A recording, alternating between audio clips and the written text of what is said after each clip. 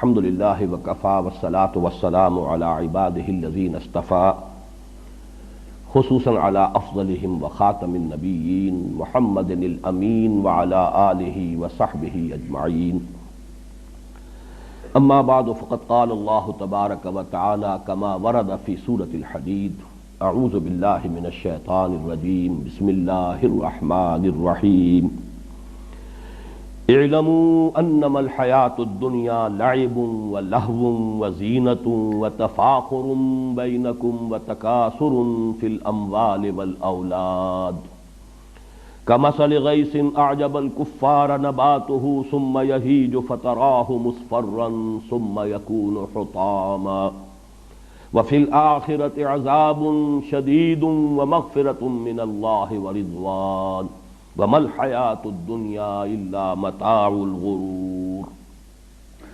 سابقوا الى مغفرة من ربکم وجنة عرضها كعرض السماء والارض اعدت للذین آمنوا باللہ ورسلہ ذلك فضل اللہ یؤتیہ من یشاء واللہ ذو الفضل العظیم ما اصاب من مصیبت فی الارض ولا فی انفسکم الا فی کتاب من قبل ان نبرأها ان ذلك علی اللہ یسیر لکی لا تأسوا علی ما فاتکم ولا تفرحوا بما آتاکم واللہ لا يحب كل مختال فخور الذین یبخلون ویأمرون الناس بالبخل ومن يتول فإن الله هو الغني الحميد صدق الله العظيم رب اشرح لي صدري ويسر لي أمري واحلل عقدة من لساني يفقهوا قولي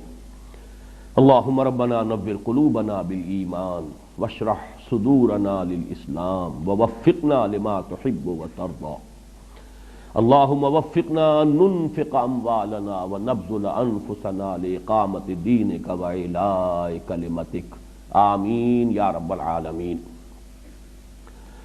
سورہ حدید کا 5واں حصہ یہ بھی 5 آیات پر مشتمل ہے، اور ان میں سے جو سب سے پہلی آیت ہے وہ بھی میرے نزدیک اس سورہ مبارکہ کی عظیم ترین آیات میں سے ہے۔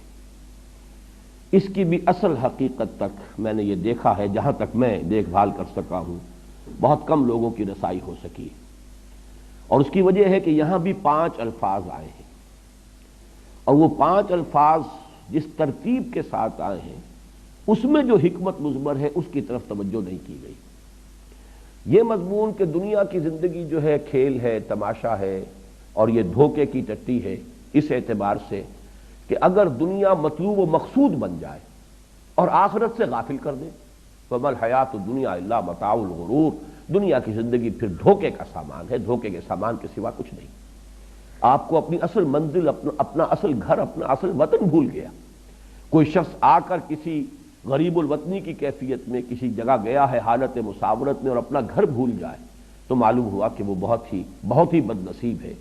تو دنیا اگر اس طریقے سے اپنے اندر کسی انسان کو جذب کر لے، متوجہ کر لے کہ اصل جو اس کی زندگی ہے، جیسا کہ سورہ عنکبوت میں ہم پڑھ چکے ہیں کہ دنیا کی زندگی تو وما هذه الحیات الدنیا الا لهو ولعب وان الدار الاخرۃ لہی الحیوان لو کانوا یعلمون، یہ دنیا کی زندگی تو کھیل کود اور تماشے کے سوا کچھ بھی نہیں ہے۔ اصل زندگی جو ہے وہ تو آخرت کے گھر کی زندگی ہے، کاش کہ انہیں معلوم ہوتا۔ تو اگر تو حیات دنیاوی اس معنی میں انسان کو آخرت سے غافل کر دے تو اس سے بڑا دھوکے کا سامان کوئی نہیں۔ اس معنی میں بہت سی جگہوں پر قرآن مجید میں یہ مضمون آیا ہے، بلکہ لہو و لعب یا لعب اور لہو دونوں ترکیبوں کے ساتھ، پہلے لہو اور پھر لعب، یا پہلے لعب اور پھر لہو، دونوں ترکیبوں کے ساتھ یہ کئی مرتبہ قرآن مجید میں یہ مضمون آیا ہے۔ لیکن جس شان سے یہاں آیا ہے اور پھر اس پر جو اضافہ ہے، اس پر میں پھر عرض کر رہا ہوں کہ میں سمجھتا ہوں کہ یہ قلت تدبری ہے کہ لوگوں نے غور نہیں کیا کہ یہ الفاظ آ رہے ہیں کس ربط کے ساتھ آ رہے ہیں۔ جان لو اعلموا، یہ دوسری آیت ہے سورہ مبارکہ کی جو اس فعل امر سے شروع ہو رہی ہے۔ اعلموا ان اللہ یحیی الارض بعد موتها، وہ آیت ہم پڑھ چکے ہیں، آیت نمبر 16، اور ہم نے جو حصے کیے ہیں، جو تجزیہ کیا ہے، اس میں جو چوتھا حصہ تھا وہ جو اسی آیت سے پہلی آیت سے شروع ہو رہا ہے۔ یہاں یہ 5واں حصہ اس آیت سے شروع ہو رہا ہے اعلموا انما الحیات الدنیا لعب و لہو و زینت و تفاخر بینکم و تکاثر فی الاموال والاولاد، جان لو کہ یہ دنیا کی زندگی تو بس یہی کچھ ہے کہ کھیل ہے، کچھ لذت حاصل کرنا ہے، کچھ زینت اور بناؤ سنگھار ہے، کچھ آپس میں ایک دوسرے پر فخر کرنا ہے، اور کچھ مال اور اولاد کو زیادہ سے زیادہ حاصل کرنے کی کوشش ہے۔ یہ گویا کہ 5 جو ہے الفاظ آئے ہیں، ان 5 کو ایک طرح سے رکھ کر بھی مضمون جو ہے بیان کیا جا سکتا ہے، لیکن اس کی جو اصل عظمت ہے وہ اس میں سمجھیے کہ یہ اصل میں حیات انسانی کے 5 ادوار ہیں جو اسی ترتیب کے ساتھ آتے ہیں، ورنہ محاورے میں عام طور پر لہو و لعب کا لفظ آتا ہے، پہلے لہو اور پھر لعب، اگرچہ دوسری ترتیب بھی قرآن میں ہے، لیکن ہم جب عام اردو زبان میں بھی گفتگو کرتے ہیں یا عربی میں بھی اگر محاورے کے طور پر آئے گا تو لہو و لعب، لیکن یہاں پر ترتیب آپ دیکھیے، لعب و لہو و زینت و تفاخر بینکم و تکاثر فی الاموال والاولاد۔ انسانی زندگی کے یہ 5 ادوار ہیں۔ پہلا دور وہ ہے جب کہ زندگی صرف کھیل سے عبارت ہے، کوئی فکر نہیں، کوئی تشویش نہیں، کوئی اندیشہ نہیں، اپنے کھانے پینے کی فکر نہیں، وہ والدین کے ذمے ہے، بھوک لگے گی ماں کھلائے گی پلائے گی۔ بچے کے لیے زندگی صرف کھیل ہے، الا یہ کہ تکلیف ہو تو رو لے گا، کوئی احتیاج ہے تو بھی منہ بسورے گا اور وہ والدین جو ہے ان کو اپنی طرف متوجہ کرے گا، باقی اسے کسی اور شے سے کوئی فکر نہیں۔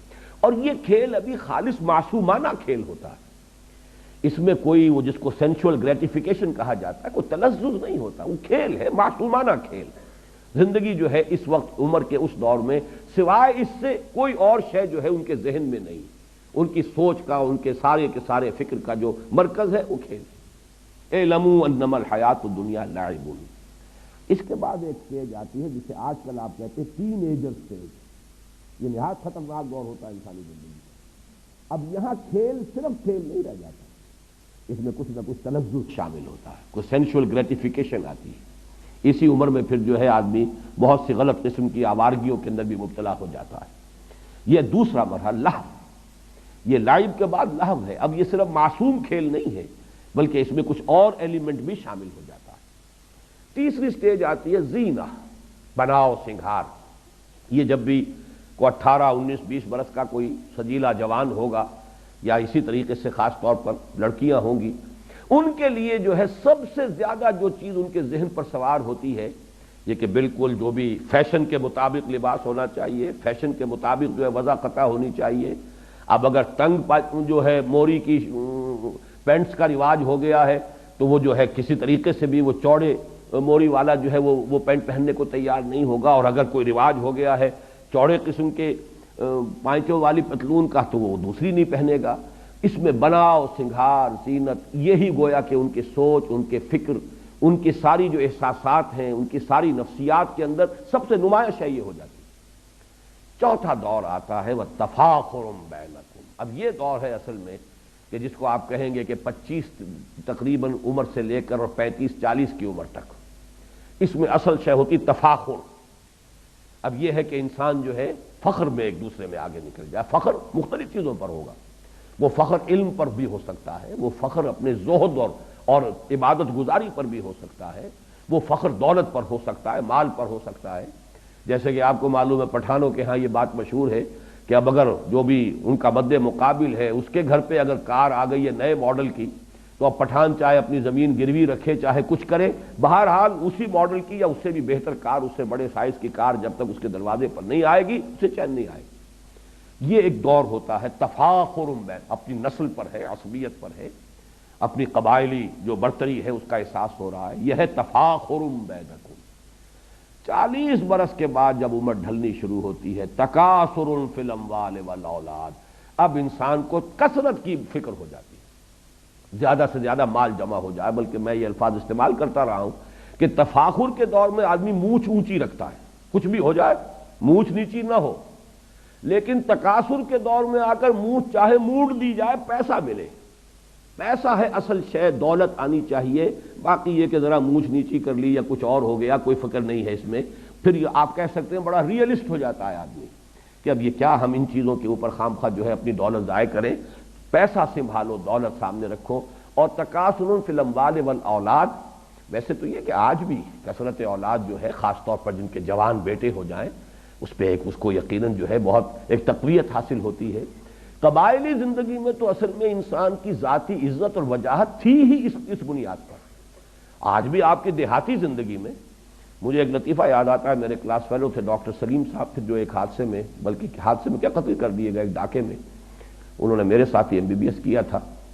وہ مثال دیا کرتے تھے کہ ایک شخص ان کے گاؤں میں تھا، یہیں فیصل آباد کے قریب کا گاؤں تھا، باجوہ فیملی سے متعلق تھے وہ، کہ اس کے 11 بیٹے تھے، 11 کے 11 اعلیٰ تعلیم یافتہ ہو گئے۔ اب وہ کوئی کہیں پر DC لگا ہوا ہے، کوئی کہیں پر جو ہے اس طریقے سے ہے، گاؤں میں کوئی اس کے پاس نہیں تھا۔ وہاں پر مقابلہ ہوتا تھا جو بھی وہاں پہ لوگ ہیں، اب اس میں اس بیچارے کے ہاتھ دست و بازو نہیں ہے، بازو نہیں ہے موجود کہ جو اس کی طرف سے لڑ سکیں، مدافعت کر سکیں، تو کہا کرتا تھا کوئی میرے 11 پڑھے ہوئے لے لے، مجھے ایک ان پڑھ دے دے۔ وہ اس لیے کہ یہاں تو اصل میں جس کی لاٹھی ہے، جس کے پاس طاقت ہے، اس کی عزت ہے، گاؤں میں تو سر اٹھا کر وہ چل سکتا ہے، اور یہ میرے پڑھے لکھے جو ہیں چلے گئے سب کے سب، یہاں میرے لیے تو وہ عزت اور کسی وجاہت کی بنیاد موجود نہیں۔ تو اس حوالے سے جانیے، اور خاص طور پر چونکہ قرآن مجید نازل ہو رہا ہے خاص اس قبائلی جو پس منظر ہے اس میں جو اولین مخاطب لوگ ہیں وہ تو وہی تھے کہ جن کا سارا نظام قبائلی تھا۔ تو تکاثر فی الاموال والاولاد، یہ میں نے اتنی وضاحت اس لیے کی ہے کہ آج کی دنیا میں تو برتھ کنٹرول اور فیملی پلاننگ کا معاملہ ہے، لیکن یہ ہے کہ جو اصل جو فطرت سے قریب تر معاشرہ جو ہوتا تھا، اور اب بھی جو ہوگا آپ دیہات کے اندر جا کر دیکھیں گے تو وہاں تو اصل میں تکاثر فی الاموال والاولاد، یہ دونوں کو دونوں ساتھ جانے والی چیزیں ہیں۔ تو یہ ہے در حقیقت یہ 5 الفاظ کے مابین جو ربط ہے، اور اصل بات جو بتائی جا رہی ہے وہ یہ ہے کہ یہ زندگی تو ان ادوار میں سے ہو کر لامحالہ گزرے گی، بچپن بھی آئے گا، پھر جوانی بھی آئے گی، نوجوانی کا دور آئے گا، پھر بڑی قوت والی زندگی کا دور آئے گا، پھر ادھیڑ عمر کا بھی مرحلے کو انسان آئے گا، اور پھر بڑھاپا بھی آئے گا۔ ان میں سے کسی کو بھی آپ روک نہیں سکتے، یہ تو گویا کہ وقت کی رفتار ہے کہ جس کا روکنا ممکن نہیں ہے۔ البتہ آخرت سے اب تقابل کیا گیا، وَفِي الْآخِرَةِ عَذَابٌ شَدِيدٌ وَمَغْفِرَةٌ مِّنَ اللَّهِ وَرِضْوَانٌ۔ یہ ہے آخرت کی زندگی جو ہے، اس میں ابدی طور پر 2 حصے ہو جائیں گے نوع انسانی کے، یا تو یہ کہ اللہ تعالیٰ کی طرف سے رضوان ہے اور مغفرت ہے، اور یا عذاب شدید ہے۔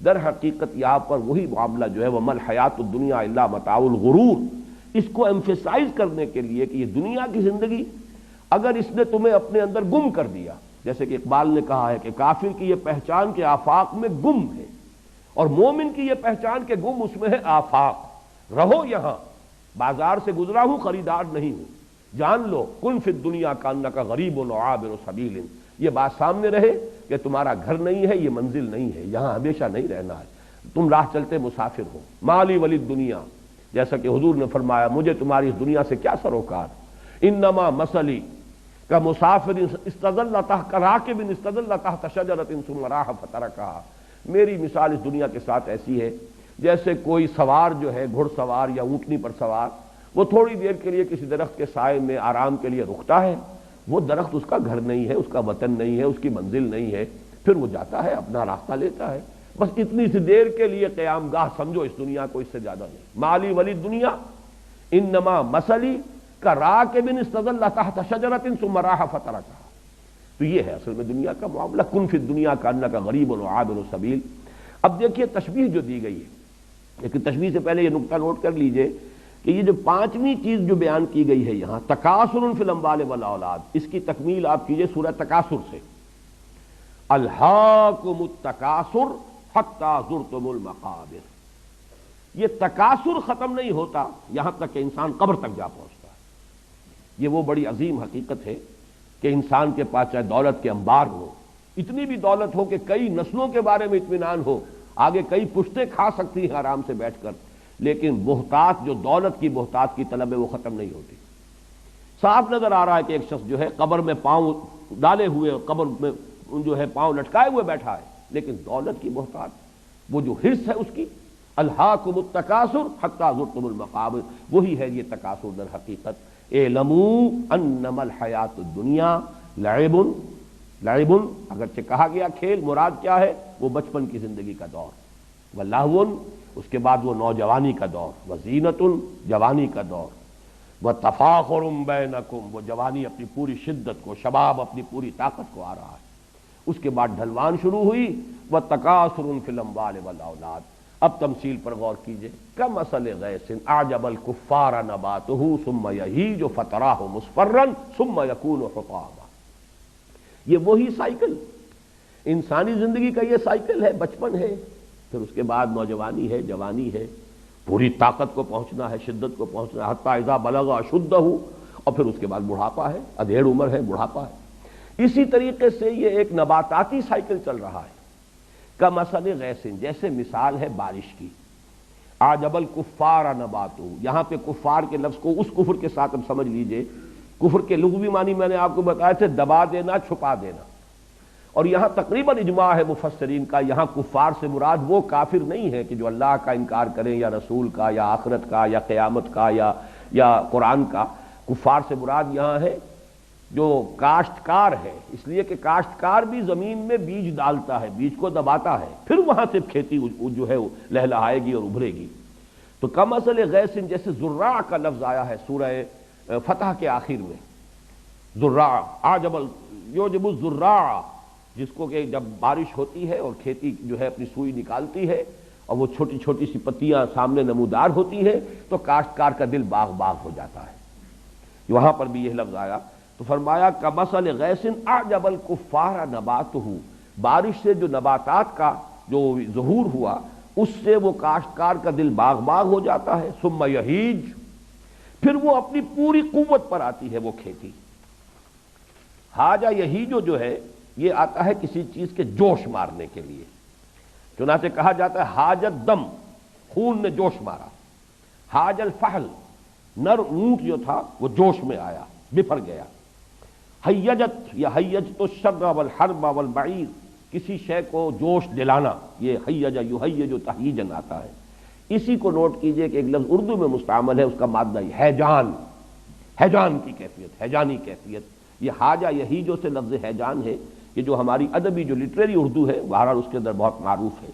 تو یہاں فرمایا کہ کھیتی ظاہر ہوئی، بارش ہوئی تھی، اب آپ نے دیکھا کہ اس کے بعد ہریاول جو ہے، سبزہ جو ہے معلوم ہوتا ہے کہ اس جو بالکل بے آب و گیاہ ریت پڑا ہوا تھا، بے آب و گیاہ مٹی تھی، اس کے اندر اب سبزہ نمودار ہو گیا۔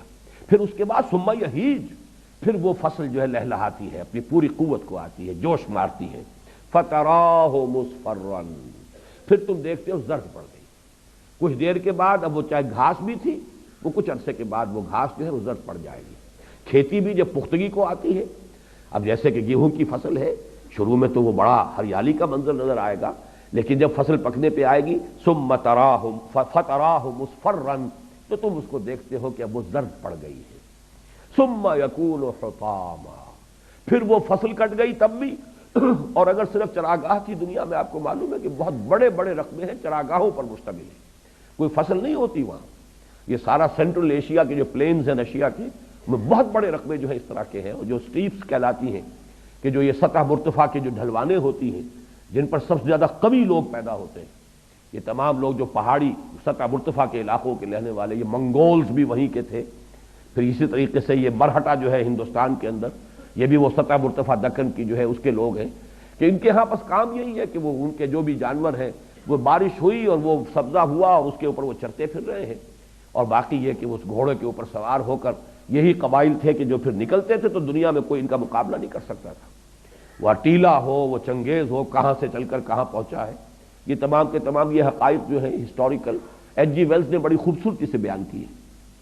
بہرحال یہاں پر یہ دیکھیے کہ اس کے بعد کیا ہوتا ہے، وہ سبزہ بھی ہے تو پھر کچھ عرصے کے بعد وہ دھوپ کی وجہ سے وہ جل جائے گا، زرد ہو جائے گا، اور وہ بھربھرا سا ہو کر پھر وہ پاؤں تلے روند آ جائے گا، اور کچھ عرصے کے بعد مٹی ہو کر مٹی میں مل جائے گا، پھر اس کا کوئی وجود ہی نہیں ہوگا۔ وہ سبزہ، وہ ہریالی، وہ تر و تازگی وہ ختم ہوئی، پھر معلوم ہوا کہ پھر وہی خاک اڑ رہی ہے، پھر وہی ویرانی ہے، پھر وہی ریگزار کا ایک منظر ہے۔ اور چونکہ عرب کا پس منظر ہے خاص، جس میں کہ یہ قرآن مجید نازل ہو رہا ہے، تو یہ پورا کا پورا اس کا پس منظر واضح ہو گیا۔ تو جیسے یہ سائیکل ہے، اب ہمارے ہاں فصلوں کا معاملہ ہوتا ہے، بیج ڈالا ہے، باقاعدہ فصل ہوئی ہے، لیکن وہاں بھی تو یہ ہوگا، فصل جب کٹ جاتی ہے تو کیا ہوتا ہے، اس کے بعد تو وہاں پر یہی ہے کہ کچھ تھوڑا بہت جو ہے وہ اڑتے پھر رہے ہیں، وہ تنکے ہیں کہ جو توڑی کے تنکے ہیں، توڑی بھی اگر فرض کیے جمع کر لی گئی ہے تو کہیں کہیں جو اس کے باقیات الصالحات ہیں وہ ہیں، ہوا انہیں لیے پھر رہی ہے۔ اب وہ منظر خوشنما نہیں رہا۔ یہ سائیکل ہے نباتاتی جو اس دنیا میں چند مہینوں کی سائیکل ہوتی ہے، لیکن یہ کہ انسان کی زندگی کا یہی سائیکل ہے، جس گھر میں بھی نئی ولادت ہوئی ہے، بچہ پیدا ہوا ہے، خوشی کے شادیانے بجائے جا رہے ہیں، خوشیاں منائی جا رہی ہیں، پھر وہ بچہ بڑھا ہوتا ہے، پھر اس میں طاقت آتی ہے، وہ جوانی کو پہنچتا ہے، اس کی امنگیں ہیں، اس کے ولولے ہیں، اس میں تفاخر پیدا ہوتا ہے، زینت و تفاخر، پھر یہ کہ اس کی جو ہے ایک ڈھلوان آتی ہے۔ اب چہرے پر بھی زردی آتی ہے، فتراہ مصفرن، چہرے پر جھریاں پڑ رہی ہیں، بال جو ہے سیاہ نہیں رہے، سفید ہو گئے ہیں، ہو کہ آخر کار بڑھاپا آئے گا، موت آئے گی اور وہ قبر میں اتار دیے جائیں گے اور کچھ عرصے کے بعد مٹی ہو کر مٹی میں مل جائیں گے۔ تو یہ ہے وہ سائیکل، ہیومن لائف سائیکل، اور یہ ہے وہ نباتاتی سائیکل جو ہے بوٹینیکل سائیکل۔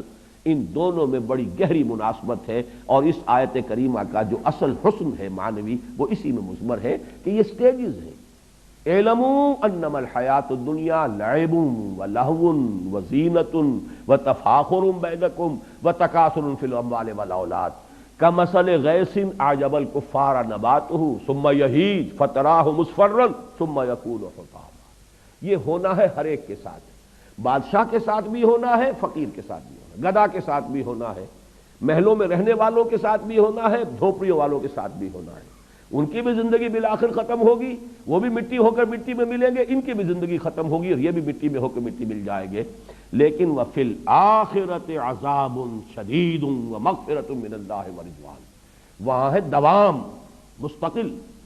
وہ جو انجام آئے گا آخرت میں یا تو پھر عذاب ہے بہت سخت، وفی الآخرۃ عذاب شدید ومغفرۃ من اللہ ورضوان، اور پھر دوسری شکل ہے اور مغفرت اللہ کی طرف سے اور اللہ کی رضا۔ وَمَا الْحَيَاةُ الدُّنْيَا إِلَّا مَتَاعُ الْغُرُورِ، اور دنیا کی زندگی سوائے دھوکے کے سامان کے کچھ نہیں۔ یہاں البتہ میں یہ چاہتا ہوں کہ یہ حقیقت آپ کے سامنے رہے۔ حدیث نبوی جو ہے حضور نے فرمایا الدنیا مزرعۃ الآخرہ، دنیا اس اعتبار سے تو دھوکے کا سامان ہے اگر یہ آپ کو غافل کر دے آخرت سے۔ اگر آخرت آپ کی منزل مقصود کے طور پر مستحضر رہے تو دنیا کا ایک ایک لمحہ بہت قیمتی ہے، اس لیے کہ اسی سے آخرت بنانی ہے۔ الدنیا مزرعۃ الآخرہ، دنیا آخرت کی کھیتی ہے، یہاں بو گے تو وہاں کاٹو گے، یہاں اگر بویا ہی کچھ نہیں تو کاٹو گے کیا، فصل کہاں سے ملے گی؟ اس اعتبار سے زندگی جو ہے وہ بہت قیمتی شے ہے، یہ لائبلٹی نہیں ہے، بہت بڑا ایسٹ ہے۔ اس حوالے سے اگر آخرت سامنے رہے اور مقصود و مطلوب وہ ہو، لیکن اگر اس دنیا نے اس طرح آپ کو غافل کر دیا، اپنے اندر گم کر دیا، پھر وہ اقبال کا شعر سنا رہا ہوں، کافر کی یہ پہچان کہ آفاق میں گم ہے، مومن کی یہ پہچان کہ گم اس میں ہے آفاق، رہتا ہے دنیا میں لیکن دنیا کا باسی ہے نہیں، دنیا کا طالب ہے نہیں، دنیا اس کی جس کو کہا مبلغ علمہم، ان کے علم کا مبلغ جو ہے وہ یہ دنیا نہیں ہے۔ وہ جانتے ہیں کہ ہماری منزل جو ہے وہ تو آخرت ہے، ہم وہاں جا رہے ہیں، یہ تو ایک عارضی سفر ہے، عارضی قیام گاہ ہے۔ اگر یہ کیفیت ہے تو پھر ایک ایک لمحہ بہت قیمتی ہے، اسے امر بنایا جا سکتا ہے، اس سے اگر صحیح استفادہ کیا جائے تو وہ حدیث ذہن میں رکھیں الدنیا مزرعۃ الآخرہ۔ اب اگر یہ حقیقت واضح ہو گئی تو اب فرمایا سابقوا الی مغفرۃ من ربکم وجنۃ عرضھا کعرض السماء والارض۔ سابقوا باب مفاعلہ سے ہے مسابقت، سبقہ آگے بڑھ جانا، استبقہ آگے نکلنے کی کوشش کرنا، یہ باب استفعال ہو جائے گا، استباق۔ لیکن باب مفاعلہ مسابقت، دوڑ لگانا، ایک دوسرے سے آگے نکلنے کی کوشش کرنا، یہ لفظ بہت اہم ہے کہ تم دنیا کے طالب بن جاتے ہو تو دنیا میں ایک دوسرے سے آگے نکلنے کی کوشش کرتے ہو، دولت میں آگے بڑھ جاؤ، تفاخر بینکم وتکاثر فی الاموال والاولاد۔ اب اگر آخرت منزل مقصود بن گئی تو اس کے لیے بھی دوڑ لگاؤ، اس کے لیے بھی ایک دوسرے سے آگے نکلو۔ یہ نہ ہو کہ دنیا کے لیے تو تمہاری جو ہے تمہارا جوش بھی ہے اور تمہارا خروش بھی ہے اور تمہارے اندر جو ہے حرکت بھی ہے، لیکن آخرت کہنے کو تو مطلوب و مقصود ہے، لیکن اس کے لیے بڑی قناعت ہے آخرت کی طرف سے، اس کے لیے کوئی بھاگ دوڑ اور کوئی ایک دوسرے سے آگے نکلنے کی کوشش نہیں۔ تو مسابقت جو ہے یہ فطرت انسانی کے اندر موجود ہے، جس کو آپ کہتے ہیں، ایڈلر نے کہا ہے دی ارج ٹو ڈومینیٹ، ایک دوسرے کے اوپر غالب آنے کی کوشش، ارج ٹو ڈومینیٹ یہ انسان کے اندر ہے، مسابقت کا جذبہ ہے۔ اب صرف یہ کہ آپ اس کے فیلڈ کو بدل دیجئے، مسابقت مال میں نہ کیجئے، مسابقت خیرات میں کیجئے، یہ سورہ بقرہ میں بھی آیا ہے وَلِكُلٍّ وِجْهَةٌ هُوَ مُوَلِّيهَا فَاسْتَبِقُوا الْخَيْرَاتِ۔ دیکھو ہر ایک نے کوئی نہ کوئی اپنا ہدف مقرر کیا ہوا ہے جس کی طرف وہ پیش قدمی کر رہا ہے، محنت کر رہا ہے۔ تو اے مسلمانوں، تمہارا مسابقت کا معاملہ اور استباق جو ہے تمہارا وہ ہونا چاہیے خیرات، حسنات، نیکیوں کے لیے، بھلائیوں کے لیے، انفاق میں، جہاد فی سبیل اللہ میں آگے سے آگے بڑھ کر سرفروشی کرو، آگے سے آگے بڑھ کر انفاق کرو، ایک دوسرے سے نکلنے کی کوشش کرو۔ تو دین کے معاملے میں یہ مسابقت محمود ہے، یہ ناپسندیدہ شے نہیں ہے، جس کی کہ مثالیں ہمیں صحابہ کرام میں ملتی ہیں کہ حضرت عمر فرماتے ہیں کہ غزوہ تبوک کے موقع پر جب حضور نے کہا ہے کہ بڑا کڑا وقت آ گیا ہے دین کے لیے، اب جو بھی کوئی لا سکتا ہو لے کر آئے، اور ضرورت ہے پیسے کی، مال کی، اس لیے کہ بہرحال اسلحہ فراہم کرنا ہے، سواریوں کا بندوبست کرنا ہے، رسد کا بندوبست کرنا ہے۔ تو حضرت عمر فرماتے ہیں کہ اتفاقاً اس وقت میرے پاس دولت بہت تھی۔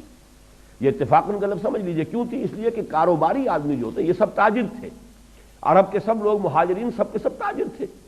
تاجر کو ہاں یہ ہوتا ہے کہ کبھی تو جس کو آپ کہتے ہیں لیکویڈیٹی، کبھی تو وہ اتنی ہوتی ہے، کوئی اتنی رقم موجود ہے، اویلیبل ہے، ورنہ یہ کہ آپ کی رقم انویسٹڈ ہے، آپ چاہتے بھی نکالنا نہیں نکال سکتے۔ لیکن کسی وقت یہ کہ آپ کے پاس دولت جو ہے کیش کی شکل میں یا اویلیبل مال کی شکل میں موجود ہے۔ تو حضرت عمر فرماتے ہیں کہ اس وقت میرے پاس اتفاق سے دولت بہت تھی، پیسہ بہت تھا، میں نے سوچا اس موقع پر تو میں ابو بکر سے بازی لے ہی جاؤں گا۔ تو دیکھیے یہاں وہ مسابقت کا جذبہ ہے، لیکن مسابقت فی الخیرات، فاستبقوا الخیرات۔ تو میں نے یہ کیا کہ اپنی ساری جو بھی تھی میرے ایسٹس تھے، 2 حصے کیے، ایک حصہ لا کے حضور کے قدموں میں ڈال دیا۔ اب منتظریں دیکھیں آج کیا ہوتا ہے، استباق تو ہو رہا ہے، مسابقت تو ہو رہی ہے۔ حضرت ابو بکر جو لائے ہیں تو پوچھا حضور نے کہ کیا چھوڑا گھر والوں کے لیے؟ عرض کیا کچھ نہیں چھوڑا، جو کچھ تھا لیا۔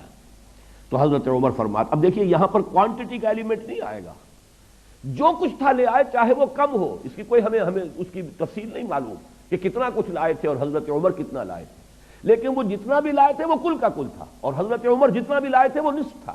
نصف تو نصف رہے گا، کل کے برابر نہیں ہو سکتا۔ تو حضرت عمر فرماتے اس روز میں نے جان لیا کہ ابو بکر سے آگے بڑھنا ممکن نہیں ہے، رضی اللہ تعالی عنہما۔ تو یہ ہے اصل میں فاستبقوا الخیرات، سابقوا، دوڑو، آگے نکلو۔ اور اس کی بڑی پیاری حدیث بھی موجود ہے، حضور نے فرمایا دیکھو دنیا میں اس کو دیکھا کرو جو تم سے پیچھے ہو، اور دین میں اس پر نگاہ رکھو جو تم سے آگے ہو۔ اس لیے کہ جو آگے ہے دین میں اس کو دیکھو گے تمہارے اندر بھی جذبہ ابھرے گا، یہ اگر اتنی کچھ کر رہا ہے میں بھی کر سکتا ہوں، میری ہی طرح کا انسان ہے۔ اور اگر جو پیچھے ہے دین میں اس کو دیکھو گے تو سمجھو گے میں جو کر رہا ہوں بہت کر رہا ہوں، اس لیے کہ اس نے تو یہ بھی نہیں کیا، میں نے تو یہ کچھ تو کر لیا، تو اس سے آپ کی ترقی رک جائے گی۔ دنیا میں اگر آگے والے کو دیکھیں گے تو آپ میں جذبہ ابھرے گا کہ آپ دنیا کمانے کے لیے اور مزید محنت کریں، پیچھے والے کو دیکھیں گے تو قناعت پیدا ہوگی۔ تو دنیا کے لیے قناعت چاہیے، اب اس کا بھی تو گزارا ہو رہا ہے، اس کے بغیر بھی تو کام چل رہا ہے، آخر وہ بھی اسی دنیا میں رہ رہا ہے، تو کیا ضروری ہے؟ جیسے کہ مرزا عبد القادر بے دل کا شعر ہے، بڑا پیارا شعر ہے کہ ہرس قانے نیست بے دل ورنہ درکار حیات آنچما درکار داریم اکثرس درکار نیست۔ یہ تو ہماری ہرس ہے کہ یہ بھی ہو وہ بھی ہو، یہ بھی ضرورت ہے اس کی بھی ضرورت ہے، ورنہ واقعہ یہ ہے کہ ہم جن چیزوں کو سمجھتے ہیں کہ یہ لازمی ہے زندگی گزارنے کے لیے، ان کی اکثریت ایسی چیزیں ہیں کہ جو اکثرش درکار نیست، وہ حقیقت میں درکار نہیں ہوتی۔ تو دنیا میں اس کو دیکھو جو تم سے پیچھے ہے، تاکہ جو بھی تمہیں حاصل ہے اس پہ قناعت پیدا ہو، شکر ادا کرو اللہ کا۔ اور دین میں اس کو دیکھو جو تم سے آگے ہے، تاکہ تمہارے اندر بھی آگے بڑھنے کا جذبہ پیدا ہو۔ سابقوا الی مغفرۃ من ربکم وجنۃ عرضها کعرض السماء والارض، اس جنت کے حصول کے لیے دوڑ لگاؤ جس کا پھیلاؤ، جس کی پہنائی آسمان اور زمین جتنی ہے۔ چنانچہ ایک دوسرے مقام پر یہ بھی آیا ہے وسارعوا، لفظ سارعوا وہاں آیا مسارعت، یہ سورہ آل عمران کی آیت نمبر 133 ہے۔ سارعوا الی مغفرۃ من ربکم وجنۃ عرضها السماوات والارض، یہاں جو لفظ عرض آیا ہے ان دونوں آیات میں، وہ ایک تو ہم لفظ عرض استعمال کرتے ہیں طول کے مقابلے میں، طول اور ہے، عرض کم ہوتا ہے، طول زیادہ ہوتا ہے، لیکن عربی زبان میں جو عرض کا لفظ آتا ہے وہ کسی شے کی وسعت کے لیے، مجرد وسعت کو ظاہر کرنے کے لیے۔ قرآن مجید میں کس مقام پر ہے یہ تو میرے ذہن میں نہیں ہے، ذو دعائن عریض، یعنی جب انسان کو کوئی تکلیف آتی ہے تو بڑی لمبی چوڑی دعائیں مانگنی شروع کر دیتا ہے، وہاں پہ کوئی طول کا لفظ علیحدہ نہیں آیا ہے، لمبی چوڑی دعائیں، ذو دعائن عریض، بڑی لمبی لمبی چوڑی چوڑی دعائیں مانگتا ہے انسان، اور جب ہماری طرف سے نعمت مل جاتی ہے تو ہمیں بھول جاتا ہے یہ یاد ہی نہیں رہتا کہ کبھی وہ ہمیں پکارتا بھی تھا، کبھی ہم سے دعائیں بھی کرتا تھا۔ تو احتیاج میں آدمی ہوتا ہے، اللہ کو پکارتا ہے۔ تو یہاں عرض سے مراد ہے کہ جنت کا تم تصور کر ہی نہیں سکتے۔ اور میں نے بالکل شروع میں اس سورہ مبارکہ کے درس کے دن میں عرض کیا تھا کہ چونکہ قرآن مجید سائنس کی اصطلاحات، فلسفے کی اصطلاحات استعمال نہیں کرتا، بس کسی شے کو کل جو ہمارا تصور ہے کائنات کا، آسمان اور زمین، بس یہ الفاظ ہیں۔ عام انسان جو ہے اس کے حوالے سے، تو اسی لیے جنت کتنی بڑی ہوگی تم کیا تصور کر سکتے ہو؟ تمہارا تو اپنا ذہن بہت ہی مختصر ہے۔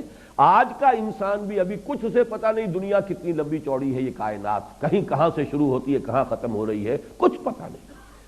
جتنی ٹیلیسکوپ بڑی ہوتی چلی جا رہی ہے اتنی کائنات بھی پھیلتی چلی جا رہی ہے۔ بہرحال کہیں کسی ٹیلیسکوپ نے آج تک یہ نہیں بتایا کہ اس جگہ پر کائنات ختم ہوتی ہے، وہاں تک ہماری جو ہے رسائی ہو گئی ہے نگاہ کی۔ تو اس اعتبار سے قرآن مجید وہ الفاظ استعمال کرتا ہے جسے عام دیہاتی، جسے عام بدو جو تھا عرب کا وہ بھی سمجھ لے۔ ارضھا کارض السماء والارض، اس جنت کی وسعت اور اس کی پہنائی تم کیا سمجھو گے؟ بس یوں سمجھو آسمانوں اور زمین جتنی، یا آسمان اور زمین جتنی۔ لیکن فرمایا اعدت للذین آمنوا باللہ ورسلہ۔ اعداد کہتے ہیں کسی چیز کو اہتمام کے ساتھ تیار کرنا۔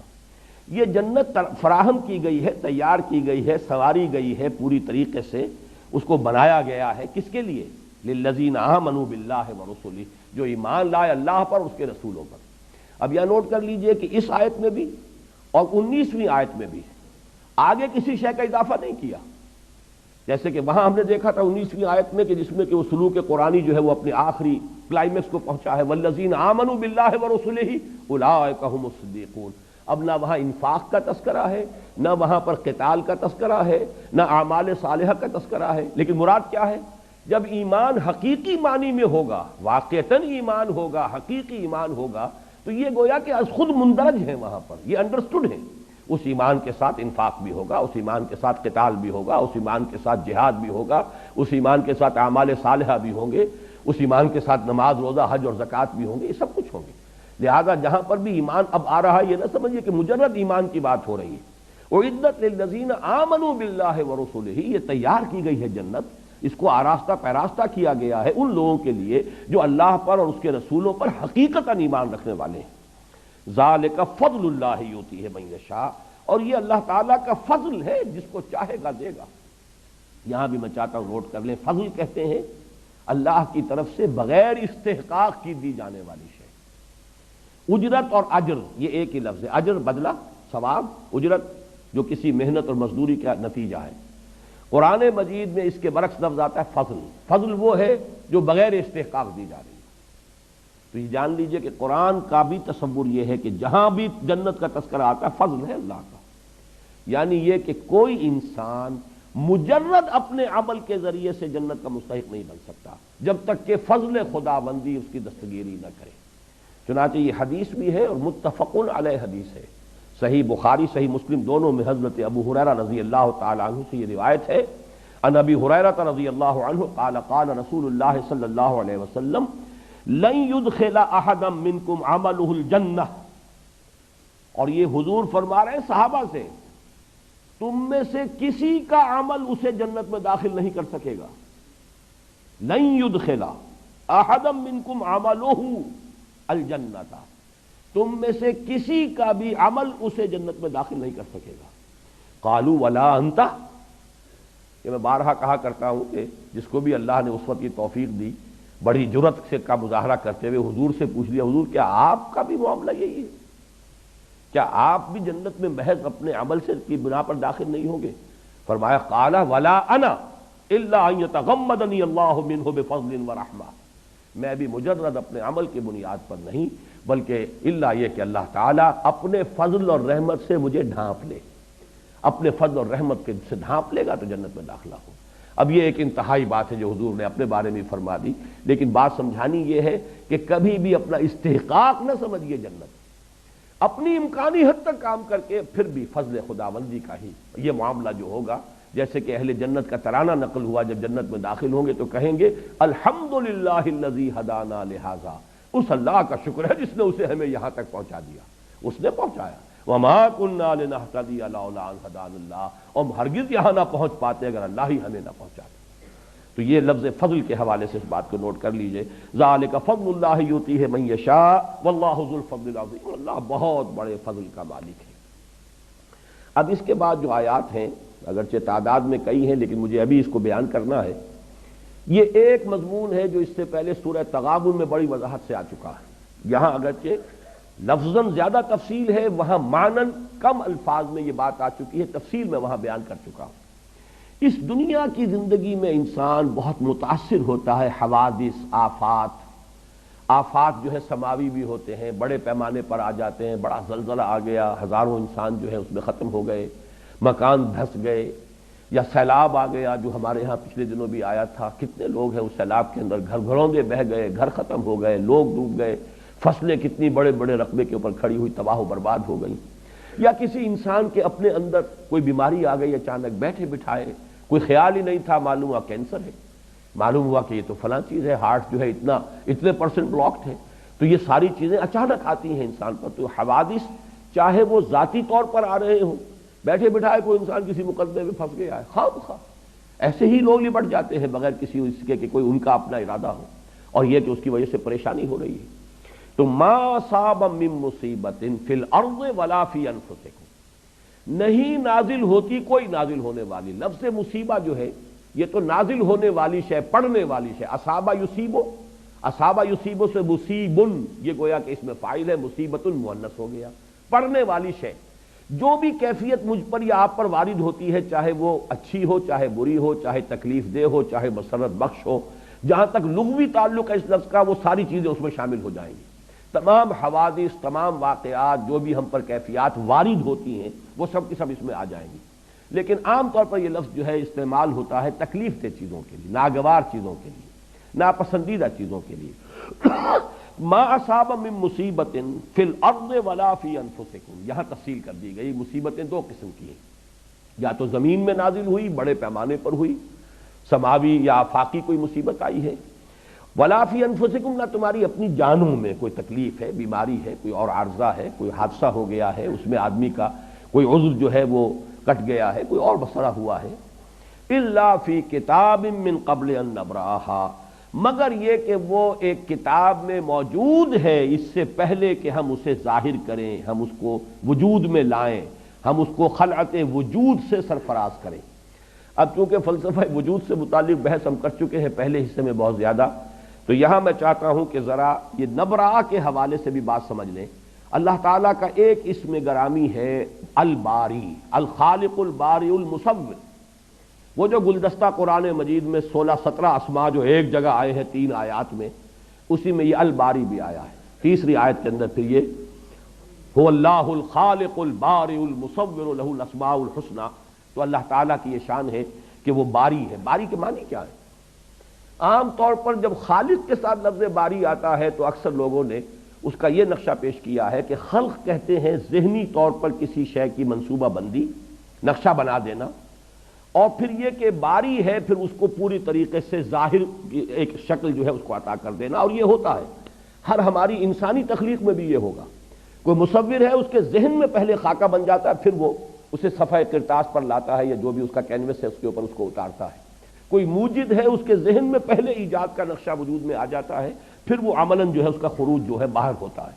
اور باری کے لفظ میں یہ اصولی طور پر یہ بات موجود ہے، برا یبرأ، کسی شے سے علیحدہ ہو جانا، میں تم سے بری ہوں، برات، تبرع، یہ سب کی سب چیزیں کیا ہیں؟ علیحدہ ہو جانا۔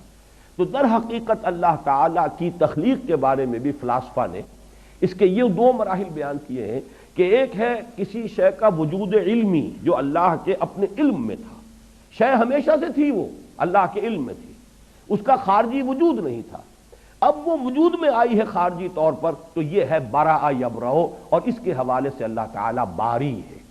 جو بھی حوادث اس کائنات میں آنے والے ہیں علم خداوندی میں تو پہلے سے موجود ہیں، وہ عالم ما کان ما یکون ہے، جو ہونے والا ہے، جو ہوا ہے، سب اس کے علم میں ہے۔ تو اس کا گویا کہ جہاں تک وجود علمی کا تعلق ہے وہ تو ہر شے ہمیشہ سے ہے، اللہ کی ذات کے ساتھ اس کا علم، جیسے اللہ کی ذات قدیم ہے ایسے ہی اس کی صفات قدیم ہے، تو اس کا علم بھی قدیم ہے۔ ہر شے کا ایک وجود علمی جو ہے وہ اللہ کی ذات کے ساتھ پہلے سے قائم تھا، اس کو کہا گیا الا فی کتاب، کتاب سے مراد ہے اللہ تعالیٰ کا علم۔ تو اللہ کے علم میں وہ شے پہلے سے موجود تھی.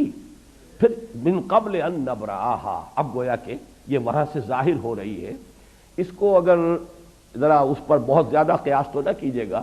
علامہ اقبال کا ایک بہت اونچا شعر ہے، وہ میں آپ کو سنا رہا ہوں.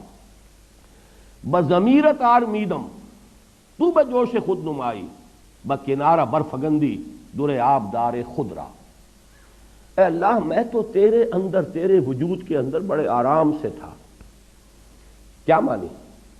میں علامہ اقبال جو 1877 میں پیدا ہوئے، یا اس سے 9 مہینے پہلے وہ والدہ محترمہ کے رحم کے اندر ان کا جو بھی استقرار حمل ہوا، اس سے لاکھوں کروڑوں برس پہلے بھی تو ان کا وجود اللہ کے علم میں تو تھا نا.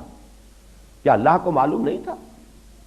تو وجود جو ہے اس اعتبار سے وجود علمی جو ہے میرا، بضمیرت آرمیدم، میں تیرے وجود کے اندر، تیرے علم میں بڑے آرام میں تھا. مجھے تو کوئی چنتا نہیں، کوئی تشویش نہیں، کوئی فکر نہیں. بضمیرت آرمیدم تو بجوش خود نمائی، بکنارہ برفگندی در آبدار خدرا. یہ جو تمثیل لائے ہیں کہ جیسے سیپی ہوتی ہے، سیپ، اس کے اندر موتی پروان چڑھ رہا ہے. جب موتی بن جاتا ہے تو سیپ خود کھلتی ہے اور موتی کو باہر پھینک دیتی ہے. گویا کہ اس کے وجود میں جو ایک قیمتی شے پروان چڑھ رہی تھی، اب وہ اس کا ظہور چاہتی ہے نا. وہ اگر سیپی کے اندر ہی وہ موتی گم رہے تو ظاہر بات ہے اس کا حسن کس نے دیکھا؟ جنگل میں مور ناچا کس نے دیکھا؟ اس سیپی کے اندر اعلیٰ سے اعلیٰ، قیمتی سے قیمتی موتی جو ہے وہ پڑا ہوا ہے، تو کس نے دیکھا؟ کون اس کے حسن کی تعریف کرے گا؟ تو سیپی خود کھلتی ہے اور کھل کر اور اس میں سے وہ موتی باہر نکلتا ہے، جسے پھر ہمارے غواص جو ہیں وہ جا کر سمندر کی تہہ سے نکال کے لاتے ہیں. تو تو نے خود سیپی کی طرح مجھے اپنے وجود سے باہر، یعنی میرا وجود مادی جو ہے، جو اس وقت میں شیخ محمد اقبال، علامہ ڈاکٹر شیخ محمد اقبال ولد شیخ نور محمد کے نام سے جو میں اس دنیا میں اس وقت ہوں، تو یہ تو اصل میں تو نے اپنی خلاقی کے ظہور کے لیے اس کائنات کو پیدا کیا. جیسے کہ وہ حدیث ہے کہ کنت کنزا مخفیا فاحببت ان اعرف فخلقت الخلق.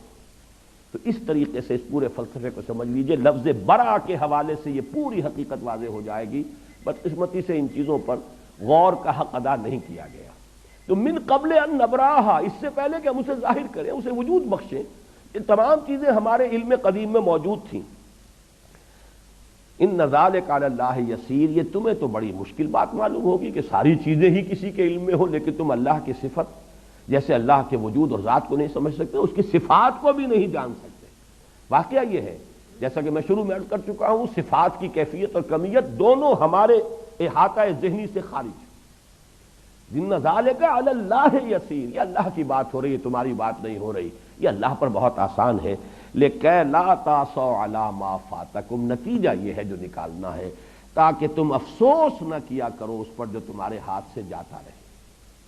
یہ اللہ کی طرف سے حوادث آتے ہیں امتحان کے لیے. تکلیف آ جائے صبر کرو، اللہ کچھ دے دے اس کا شکر ادا کرو. لیکن لا تاسوا علی ما فاتکم، یہ نہیں فاتا فوت ہو جانا، یہ تو اردو میں بھی مستعمل ہے. اب فوت ہونا اس معنی میں کوئی موقع تھا ہاتھ سے نکل گیا، کوئی اور شے تھی آپ کے ہاتھ سے جاتی رہی، کوئی آپ کا عزیز فوت ہو گیا، کوئی بچہ ہے آپ کے سامنے دم توڑ رہا ہے اور آپ بہرحال اس کو کچھ نہیں کہہ سکتے. وَنَحْنُ أَقْرَبُ إِلَيْهِ مِنْكُمْ وَلَٰكِن لَا تُبْصِرُونَ، تمہاری نگاہوں کے سامنے ہم لے جاتے ہیں تمہارے محبوبوں کو اور تم کچھ نہیں کر سکتے، دیکھ رہے ہوتے ہو. تو یہ ہے کہ یہ فوت کوئی ہو جائے تو اس پر بھی افسوس نہ کیا کرو. اللہ کی طرف سے گئی کہاں ہے وہ شے؟ اسی کائنات میں ہے. حالت تبدیل ہوئی ہے، اللہ نے تمہارے امتحان کے لیے ایک صورت پیدا کر دی ہے. لیکن لا تاسوا علی ما فاتکم ولا تفرحوا بما آتاکم، جو کچھ اللہ دے دے اس پر اترایا نہ کرو، اس لیے کہ یہ بھی امتحان کے لیے ہے، یہ بھی بغرض آزمائش ہے. دولت دی ہے تو حساب بھی تو دینا ہوگا. جس کے پاس دولت زیادہ ہے اس کا حساب بہت بھاری ہو جائے گا. جیسے کہ آج کل انکم ٹیکس کے معاملات ہوتے ہیں، زیادہ دولت مندوں کو زیادہ فکر ہوگی انکم ٹیکس کی. اب جن کا جو ہے گزران جو بھی ہے وہ ہینڈ ٹو ماؤتھ جسے آپ کہتے ہیں، ان سے کیا سروکار ہے کسی انکم ٹیکس انسپیکٹر کو یا آفیسر کو؟ تو معلوم ہے کہ وہاں جب حساب دینا ہوگا تو وہاں پتہ چلے گا کہ دنیا کا ایک ایک پیسہ جو ہے، اسی لیے بیلنس شیٹس جب بنتی ہیں تو کیپٹل کو لائبلٹیز کے کھاتے میں ڈالتے ہیں. یہ لائبلٹی ہے، you have to account for it. تمہیں بتانا ہوگا کہ تمہارے پاس یہ سرمایہ تھا، تم نے کیا کیا ہے. تو یہ تو وہ جو 5 سوال بتائے گئے ہیں، لن تزول قدم ابن آدم حتی یسأل عن 5 عن عمرہ فیما افناہ وعن شبابہ فیما ابلاہ وعن مالہ من این اکتسبہ وفیما انفقہ وعما عمل فیما علمہ. تو معلوم ہوا جو چیز اللہ دے دے اس پر اتراؤ نہ، جو اللہ چھین لے اس پر غم نہ کرو، افسوس نہ کرو۔ مومن کی کیفیت وہ ہونی چاہیے جسے سورہ تغابن میں کہا گیا ما اصاب من مصیبت الا باذن اللہ ومن یؤمن باللہ یہد قلبہ، جو اللہ پر ایمان رکھتا ہے اللہ اس کے دل کو ہدایت دے دیتا ہے۔ کس بات کی؟ تسلیم و رضا کی۔ اللہ کی مرضی یہ تھی، اللہ کا فیصلہ تھا، اسی میں میرے لیے خیر ہوگا، چاہے وہ خیر مجھے نظر آئے یا نہ آئے۔ بارک اللہ لی ولکم فی القرآن العظیم ونفعنی وإیاکم بالآیات والذکر الحکیم۔